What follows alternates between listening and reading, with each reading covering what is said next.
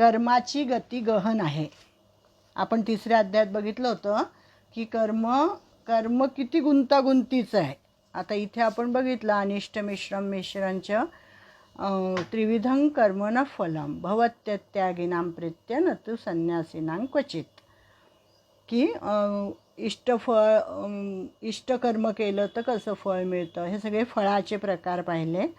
पण कर्म किती गुंतागुंतीचं आहे की जिथे भगवंत वक्ता आहेत आणि अर्जुन श्रोता आहे तिथे या त्रिविध फळांचा अर्थसुद्धा वेगळा असू शकतो.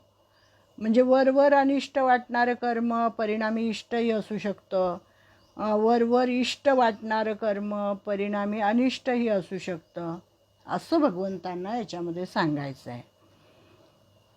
भगवंताच्या अवतारांच्या अनेक कथा आहेत, तर त्याच्या चरित्रावरूनच आपल्या हे लक्षात येतं की आता समजा राम अवतारामध्ये विभीषणाने रावणाचा त्याग केला. रामायणामध्ये जेव्हा ही कथा येते तर वरवर हे कर्म जे आहे ते आपल्याला राक्षस कुलाच्या दृष्टीने ते अनिष्ट कर्म असं वाटेल की विभीषणाचा मोठा भाऊ होता रावण आणि रावणाचा त्यांनी त्याग केलेला आहे. पण समाजाची धारणा होण्यासाठी, समाजातील सात्विक प्रवाह वाढवण्यासाठी हे इष्टकर्म ठरतं. म्हणजे जे वरवर जरी अनिष्ट वाटत असलं तरी ते इष्ट ठरतं. भगवंतानी अनेक राक्षसांचं पारिपत्य केलेलं आहे. म्हणजे अनिष्ट प्रारंभी वाटलं असेल पण प्रत्यक्ष आतेभावाचा पण भगवंतानी वध केलेला आहे, शिशुपालाचा. पण ते जरी कर्म सुरुवातीला अनिष्ट वाटत असलं तरी ते इष्टकर्म होतं. म्हणजे नातीगोती मानली नाहीत भगवंतानी. म्हणजे भगवंताचं सगळं जे कर्म होतं ते कसं होतं, गहना कर्मणो गतीही म्हणून म्हणतो आपण. शिवाजी महाराजांचे लोककल्याणाचं होतं त्यांचं. व्यवहारामध्ये लोककल्याणाचं जे कर्म आहे ते भगवंतानी केलेलं आहे. तिथे स्वार्थ कुठेही नव्हता त्यांचा. आणि शिवाजी महाराजांच्या चरित्रात सुद्धा त्यांनी आपल्या मामांना शिक्षा केलेली आहे. म्हणजे त्यांच्या आईला ते आवडले नव्हतं पण तरीसुद्धा त्यांनी त्यांना शिक्षा केलेली आहे. कारण ते जे कर्म होतं सुरुवातीला अनिष्ट वाटलं तरी परिणाम त्याचा इष्ट होता. अशा सगळ्या ह्या कर्माच्या बाबतीतल्या कथा आहेत. म्हणजे परिणामी चांगले असेल तर चांगले, परिणामी इष्ट असेल तर इष्ट, नाहीतर त्याला इष्ट म्हणता येणार नाही, असं भगवंतांनी आग्रहाने सांगितलं आहे. आता जो देहात्म अभिमानी म्हणजे देहाचा अभिमानी जो पुरुष असतो त्याला सर्व कर्म त्याग असंभव आहे, हे भगवंत आता सांगतात. पंचैतानि महाबाहो कारणानि निबोध मे सांख्ये कृतांते प्रोक्तानि सिद्धये सर्व कर्मणाम. 18व्यातला 13वा श्लोक आहे की हे महाबाहो, संपूर्ण कर्मे सिद्ध होण्यासही 5 कारणे सांख्य सिद्धांतात सांगितली आहेत, ती माझ्यापासून तू नीट ऐक. म्हणजे कुठलंही कर्म करायचं झालं तर त्याची 5 कारणं असतात. सर्व कर्माची उभारणी 5 कारणांनी होते, मात्र आत्मस्वरूपाशी त्याचा काहीही संबंध नसतो. हे सगळं आपण सांख्य सिद्धांतामध्ये म्हणजे 2ऱ्या अध्यायात पाहिलेलं आहे. त्यामुळे त्याची परत काही आवृत्ती करायची नाही इथे. पण मग हे कर्म करत असताना त्याला कोणते घटक कारणीभूत होतात का, हे भगवंत आपल्याला पुढच्या श्लोकात सांगत आहेत. अतिशय उत्तम असा श्लोक आहे हा पुढचा जो आहे तो गीतेमधला. कर्माची सिद्धी होण्यासाठी आवश्यक असे 5 घटक कोणते ते भगवंत आता सांगतात. अधिष्ठानं तथा कर्ता करणंच पृथग्विधं विविधाश्च पृथक् चेष्टा दैवं चैवात्र पंचमम्. या विषयामध्ये अधिष्ठान आणि कर्ता म्हणजे कुठलंही कर्म जर करायचं झालं, आपल्याला कर्म करणं किती सोपं वाटतं, आपण पटापट सगळी कामं करत असतो. परंतु ती कामं करत असताना, कुठलंही कर्म करत असताना ते कर्माची सिद्धी होण्यासाठी म्हणजे ते कर्म पूर्ण होण्यासाठी आवश्यक असलेले 5 घटक कोणते, तर पहिलं आहे अधिष्ठान, नंतर आहे कर्ता करण, विविध चेष्टा म्हणजे प्रयत्न आणि दैव, अशी ती 5 घटक आहेत असे.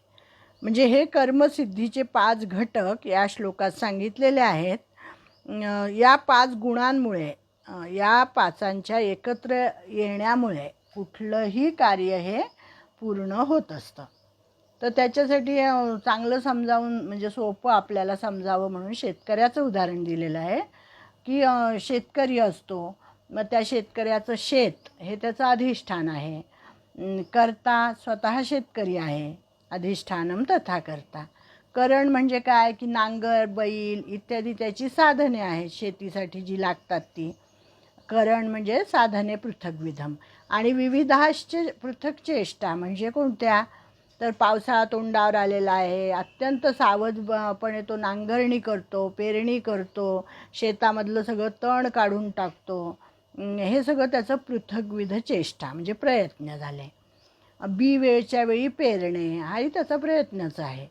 आणि शेवटचं जे आहे ते दैवम चैवात्र पंचमम, 5वा घटक आहे दैवाचा. म्हणजे हे दैवाधीन आहे, ईश्वराधीन आहे की वेळेवर पाऊस पडला पाहिजे. तर ह्या सगळ्या 4 ज्या गोष्टी आहेत त्याच्या त्याला अर्थ प्राप्त होतो. म्हणजे म्हणून पहिल्या 4 गोष्टींना माणसाला डावलता येत नाही. पहिल्या 4 गोष्टीसुद्धा महत्त्वाच्याच आहे आणि त्याच्यानंतर मग दैवम चैवात्र पंचमम. आता शिक्षकाचं पण उदाहरण घेता येतं की शिक्षक आहे, त्याची संस्था आहे आणि तो जिथे काम करतो ती शाळा म्हणजे त्याचं अधिष्ठान आहे. तो काम करणारा शिक्षक म्हणजे कर्ता आहे. नंतर तिथे असलेला फळा, त्याची पुस्तके, नकाशे, विविध चित्रे, तक्ते, खडू ही सगळी त्याची साधनं आहेत.